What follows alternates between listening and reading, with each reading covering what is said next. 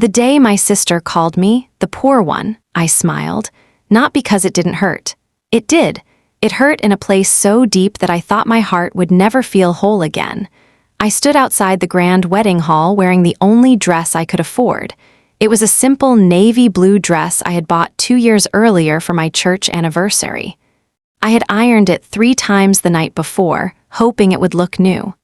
My shoes were clean, but they had been repaired twice. I carried a small gift wrapped in gold paper. Inside was a handmade family photo album I had spent weeks putting together. As I looked at the beautiful decorations, I whispered to myself, "Today is my little sister's special day. Nothing will ruin it." My name is Naomi. I am a 46-year-old black woman born and raised in a small town in Ghana. Life had never been easy for me. After our parents passed away, I became more than an older sister. I became another parent. While my younger sister, Vanessa, went to college, I stayed behind. I worked long hours selling vegetables in the local market. Every coin I earned helped pay her school fees, rent, books, and meals. I never complained because I believed her success would become our family's success. For many years, Vanessa thanked me. She would call every weekend. "One day I'll take care of you," she always promised. I believed every word. But life changed after she became successful. She moved to the United States, built a business, bought a beautiful home, and surrounded herself with wealthy friends. Our phone calls became shorter, then they became rare. Sometimes months passed before I heard her voice. When she announced she was getting married, I cried with happiness. "I wouldn't miss it for anything," I told her. She sounded happy. "I'm glad you're coming." Those were the last warm words she spoke to me before the wedding. As I walked toward the entrance, I saw guests arriving in expensive dresses and tailored suits. Luxury cars lined the driveway. Everyone looked confident and elegant. I took a deep breath and walked inside. Vanessa spotted me almost immediately. For a second, I expected her to run over and hug me. Instead, her eyes slowly moved from my shoes to my dress. Her smile disappeared. She walked toward me, but not with excitement, with embarrassment. She leaned close enough that only I could hear. "Naomi. You actually wore that?" I looked down at my dress. "I thought it looked nice." She forced a laugh. "My friends are all successful people. You could have at least dressed like you belong here." I felt my cheeks grow warm. I did my best. Then she looked toward 2 bridesmaids standing nearby. Without lowering her voice, she said, "This is my older sister. She's always been the poor one in the family." The women smiled politely, but I could see the uncomfortable look in their eyes. I felt smaller than I ever had in my life. Still, I refused to cry. I simply handed Vanessa the wrapped gift. "I made this for you." She barely looked at it. "Oh, thank you." One of the wedding planners called her away before she opened it. I stood alone near the entrance, wondering if I should leave before the ceremony even began. That was when I noticed the groom. His name was Daniel. He had been speaking with his best man across the room, but now he wasn't talking anymore. He was looking directly at me, not with pity, not with judgment. There was something else in his eyes, confusion, as if he had just witnessed something he couldn't understand. For a brief moment, our eyes met. He glanced at the photo album still resting in Vanessa's hands, then back at me. Something about that simple gift seemed to catch his attention. At that moment, I had no idea that before the wedding day was over, one quiet conversation would uncover a family truth that my sister had spent years trying to hide. I quietly walked away from the entrance and found a seat in the last row of the ceremony hall. From there, no one would notice me. Maybe that was for the best. The hall was beautiful. White flowers covered every table, and soft music filled the room. Crystal chandeliers sparkled above us, making everything look like something from a movie. I watched guests laugh together. They greeted Vanessa with hugs and expensive gifts. Many of them looked like business owners, doctors, and lawyers. I folded my hands in my lap and reminded myself why I had come. I wasn't there to impress anyone. I was there because she was still my sister, even after everything. As the ceremony was about to begin, someone gently touched my shoulder. "Excuse me, ma'am." I turned around. It was Daniel, the groom. He smiled politely. "I hope I'm not disturbing you." I quickly stood up. "Oh no, congratulations on your wedding." "Thank you," he replied.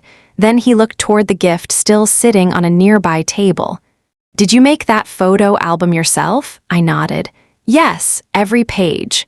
His face softened. "May I see it for just a moment?" Before I could answer, one of the wedding planners handed him the album. Daniel slowly opened it.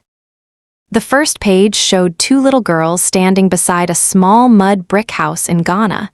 Vanessa was smiling. I was holding her hand. He turned another page.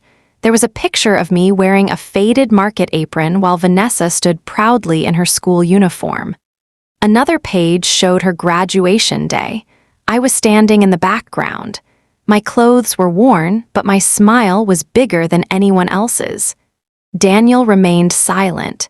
He continued turning the pages carefully.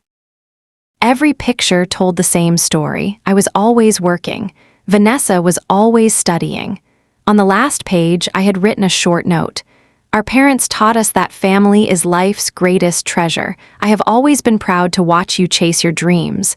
No matter where life takes us, you will always be my little sister. I pray your marriage is filled with kindness, honesty, and love." Daniel read the words twice. Then he looked at me. "You made all of this?" "Yes." "It's beautiful." I smiled. "It isn't expensive." He shook his head. "The most valuable gifts rarely are." Before I could respond, someone called his name. "Daniel, the ceremony is starting." He closed the album gently. "Thank you for sharing this with me." As he walked away, I noticed he looked thoughtful, almost troubled. The ceremony began a few minutes later. Vanessa looked stunning in her white gown. Everyone stood as she walked down the aisle. I stood too. Despite everything that had happened, tears filled my eyes. I remembered the little girl who used to run home from school, laughing because she had earned the highest marks in her class. I remembered staying awake late at night sewing torn uniforms so she wouldn't feel embarrassed. I remembered skipping meals so she could have enough money for books. Watching her walk toward her future should have been one of the happiest moments of my life. Instead, there was a quiet ache in my heart. When the minister asked if anyone wished to share a few words before the reception, several family members clapped politely. Then I noticed Daniel looking toward me again, not once, but several times. He wasn't admiring my appearance. He wasn't being disrespectful. It looked as if he had just realized that an important part of Vanessa's story had never been told. And deep inside, I began to wonder. What exactly had my sister told him about the woman she had once called her greatest blessing? After the ceremony, everyone moved into the reception hall. The room was filled with music, laughter, and the sound of glasses being raised in celebration. Waiters walked from table to table carrying elegant meals. Guests gathered around Vanessa and Daniel, offering hugs and warm wishes. I stayed near the back of the room. I didn't want to draw attention to myself. I quietly sipped a glass of water and watched the celebration from a distance. Even though my heart still hurt, I prayed that my sister would have a happy marriage. As I stood there, Daniel walked over once again. "Naomi," he said gently, "would you mind sitting with me for a few minutes before dinner is served?" I looked surprised. "Of course." We found two empty chairs near a large window overlooking the garden. The sounds of the reception faded into the background. Daniel smiled kindly. "I hope you don't think I'm asking strange questions." I gave a small smile. "Not at all." He took a slow breath. When Vanessa talks about her childhood, she usually says she worked very hard to build everything on her own. I remained silent. He continued, "But after seeing your photo album, I feel like there's a part of the story I've never heard." For a moment, I looked down at my hands. I didn't want to embarrass my sister on her wedding day, so I chose my words carefully. "Your wife has worked very hard," I said softly. "She earned every degree she received." Daniel nodded. "I know that," I smiled, "but no one succeeds completely alone." He listened quietly. "When our parents died, Vanessa was only 16. I was already an adult. I left my own dreams behind because someone had to keep our family together."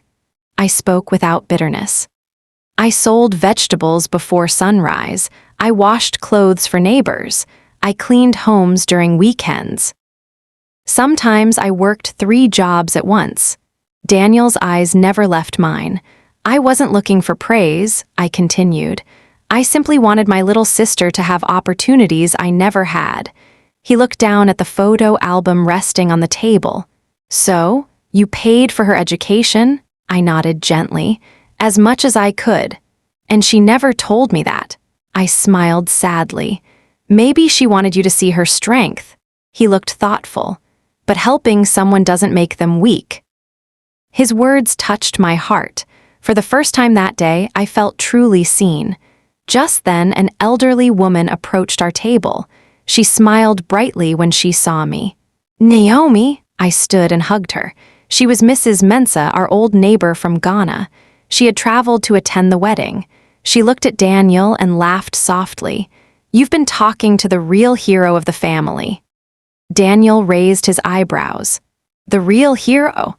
Mrs. Mensah nodded without hesitation. "If Naomi hadn't sacrificed everything, Vanessa would never have finished school. This woman practically raised her sister. The whole neighborhood knows that." I quickly interrupted. "Please, today is Vanessa's day." But Mrs. Mensah gently held my hand. "My dear, telling the truth doesn't take anything away from anyone." Daniel looked stunned. He glanced from Mrs. Mensah to me, then back toward the head table where Vanessa was laughing with her wealthy friends. His smile slowly faded. Not because he was angry, because he was beginning to realize that the woman he had married had hidden one of the most important chapters of her life. Across the room, Vanessa noticed us talking. The smile on her face disappeared. Without saying a word, she placed her glass on the table and began walking straight toward us. For the first time that day, I saw something I had never seen in my sister's eyes before. It wasn't embarrassment. It was fear. Vanessa stopped in front of our table, forcing a smile that didn't reach her eyes. "There you are," she said, looking at Daniel before turning to me. "Everyone's waiting for us." No one moved. The silence between us felt heavier than all the music in the room. Daniel stood slowly. "Vanessa," he said calmly, "may I ask you something?" She laughed nervously. "Of course, what's wrong?" He picked up the photo album I had made. "Why didn't you ever tell me about Naomi?" Her smile faded. "I told you about her." "No," Daniel replied gently. "You told me you had an older sister. You never told me she raised you." Vanessa looked away. There wasn't much to tell. Mrs. Mensah quietly excused herself, sensing this was a family conversation. I wished I could disappear. This wasn't how I wanted my sister's wedding day to be remembered. I spoke softly. "Daniel, please, today is your wedding day. Let this go." He looked at me with kindness. "I can't pretend I didn't learn something important today." Vanessa crossed her arms. "So now everyone thinks I'm an ungrateful person?" "No one said that," Daniel answered. "Then why are we talking about this now?" His voice remained calm. "Because honesty matters." She sighed deeply. "You don't understand. Help me understand." Vanessa was quiet for a long moment. Finally, she spoke. "When I came to America, I wanted a fresh start. Everyone around me had impressive stories. Successful parents, wealthy families, business connections." She looked at the floor. I felt ashamed of where I came from. Her words stung, but I stayed silent. I didn't want people to picture a little village or my sister working in the market just so I could stay in school. Daniel frowned. So you erased that part of your life? I thought I had to. She wiped away a tear before it could fall. I spent years trying to become someone different. Daniel gently shook his head. The woman who sacrificed for you wasn't something to hide. The room around us continued buzzing with laughter, completely unaware of the quiet conversation taking place in the corner. Vanessa slowly turned toward me. For the first time that day, she really looked at me, not at my simple dress, not at my worn shoes, at me, her eyes filled with tears. I was cruel to you today, I smiled faintly. It hurt. I know. She covered her face with her hands. I don't know when I became this person. I stepped closer. Success changes many people. She looked at me through her tears. Did you hate me when I called you the poor one? I answered honestly. No, she looked surprised. I was heartbroken. Those words seemed to break something inside her. She began crying quietly. I'm so sorry, Naomi. I placed my hand on her shoulder. I never wanted your money. She nodded. I know. I never wanted expensive gifts. Another nod. I only wanted my little sister. Vanessa couldn't hold back her tears anymore. She wrapped her arms around me, crying like the young girl I had comforted so many years ago after our parents died. For several seconds, neither of us spoke. Daniel stood nearby, giving us the space we needed. When Vanessa finally stepped back, she looked at him. I should have told you everything. He smiled gently. The truth doesn't make me love you less. She lowered her head. It makes me ashamed of myself. He reached for her hand. Then let today be the day you stop pretending. Vanessa squeezed his hand tightly. Then she looked toward the stage where hundreds of guests were waiting for the reception speeches. She took a deep breath. There is something I need to tell everyone. I quietly shook my head. You don't have to. She looked at me with tears in her eyes. Yes, this time, I do. Vanessa slowly walked toward the stage, still holding Daniel's hand. The guests stopped talking as she reached for the microphone. Some thought she was about to thank everyone for coming. Others expected a cheerful wedding speech. Instead, she stood silently for a few moments, taking a deep breath. I need to say something, she began, her voice trembling. The room became completely quiet. Today should be the happiest day of my life, but before this day ends, I have to tell the truth. She looked across the room until her eyes found mine. My sister, Naomi, would you please come here? I shook my head. I didn't want to stand in front of everyone, but Daniel smiled warmly and nodded. It's okay, he said softly. With slow steps, I walked to the stage. Vanessa reached for my hand before turning back to the guests. When many of you met me, you believed I built my life completely on my own. She paused. That isn't true. She pointed gently toward me. This woman is my older sister. After our parents passed away in Ghana, she gave up her own dreams so I could keep mine. The room was silent. While I was studying, she woke up before sunrise to sell vegetables. She worked in other people's homes. She skipped meals so I could buy books. She carried burdens that I never fully understood. Tears rolled down her cheeks. And today, her voice broke. I looked at her simple dress and called her the poor one. Several guests lowered their heads. Others looked at me with gentle eyes. Vanessa wiped away her tears. But the truth is, I was the poor one. I had money. I had success. I had beautiful clothes. But somewhere along the way, I became poor in gratitude. The room remained completely still. She turned toward me. Naomi, I'm so sorry. I cannot give you back the years you sacrificed. I cannot erase the pain I caused today. But if you'll let me, I want to spend the rest of my life being the sister you always deserved. I couldn't stop my own tears anymore. I stepped forward and hugged her tightly. I forgave you long before today, I whispered. She cried even harder. I don't deserve you. I smiled through my tears. None of us deserve grace, but we all need it. The guests began clapping. Not loudly, not wildly, just a warm, heartfelt applause that filled the room with kindness instead of judgment. Daniel walked over and wrapped one arm around both of us. "I think," he said with a smile, "this is the most beautiful moment of our wedding." Everyone laughed softly. The heaviness in the room slowly disappeared. Later that evening, Vanessa finally opened the photo album. She turned each page carefully, smiling through her tears. When she reached the final page, she closed the book and hugged it against her chest. "This," she said quietly, "is the most valuable wedding gift I received."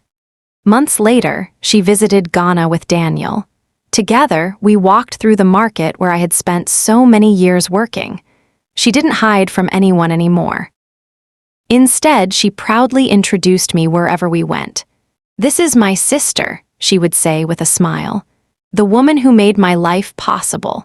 Those words were worth more than anything money could ever buy. Looking back now, I realize something important. True wealth isn't measured by the size of your house, the clothes you wear, or the money in your bank account. True wealth is found in gratitude. It lives in love that asks for nothing in return. It grows through sacrifice, forgiveness, and the courage to tell the truth. My sister once called me the poor one. But in the end, we both discovered that the richest person in the room is the one whose heart is full of love, kindness, and grace.